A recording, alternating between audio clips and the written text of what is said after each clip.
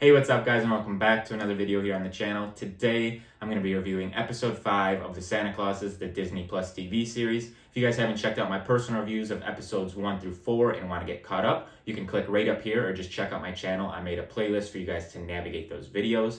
But before I get any further into the video, I want to say thank you so much for making this series some of my most liked, viewed, and commented videos on my channel. The support means the world. But buckle up because episode 5 is probably the most informative, fast-paced, and best episode in my opinion yet. If you guys liked the video, make sure to give it a big like, subscribe down below. But without further ado, let's get into today's review of episode 5 of the Santa Clauses. So this episode picks up directly where episode 4 left off, and we find out that the hand that was on Scott's shoulder is actually Bernard, his old head elf. I guess this actually in the episode 4 comment section.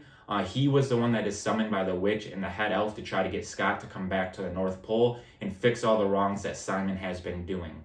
To me, this is a great start to the episode because we get that old school banter between Scott and Bernard that we got in the first 2 movies that I think that the series has really been lacking thus far. Bernard essentially comes to tell Scott that he gave up being Santa too soon, and Scott was just having none of it, saying that he was never supposed to be Santa in the first place and that it was a huge mistake from the start. And this is when we see them embark into the Yuletide universe. This is where we get to see the 2 of them embark into this universe where they get to talk and see all of the past Santas that ever existed. And this is where we get some of the most breaking and important news that we've ever seen in the movies or the series. And that is that Scott was always meant to be Santa and that it was not an accident that he found the suit of the old Santa that fell off the roof. This is when we get a flashback to when Scott was a child on Christmas Eve night and he had his own encounter with that same exact Santa, and all he wanted was gifts for other people because he wanted them to be happy. But he was dusted and he totally forgot about this experience, but this is when that ball was set in motion for him to become Santa one day. We found out why all the old Santas decided to pick Scott as the first new human Santa was because the way that the world was evolving into new technology, and they thought that a human Santa could navigate this world the best.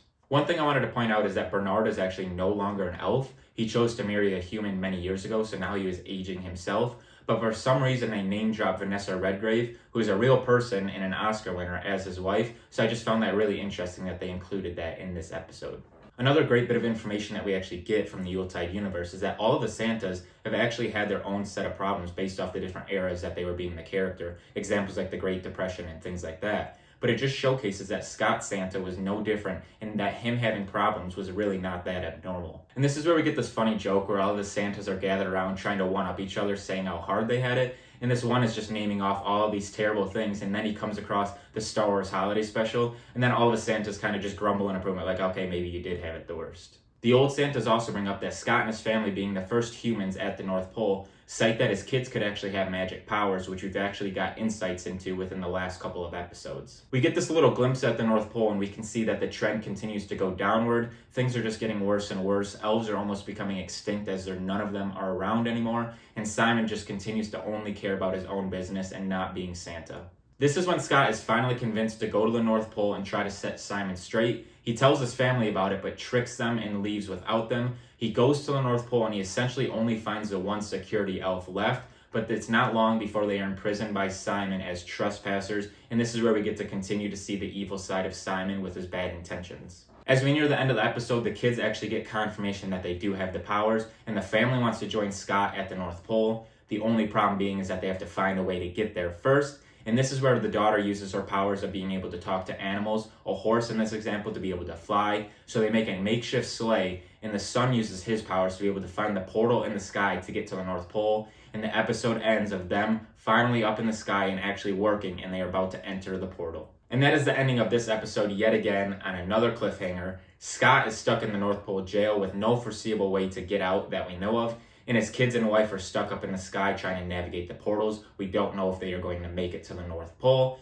This episode, in my opinion, was fantastic. We get some great information. It ties up some loose ends from the movies. We get this background information about the Santa character. My one concern is that we only have one episode left, the big finale, and there's no season 2 on the horizon yet. I don't think there's going to be. And I have a feeling there's just a lot of loose ends to be tied up in just a 30-minute episode. So I guess we're going to have to wait and see next week until what they do in episode 6, the finale.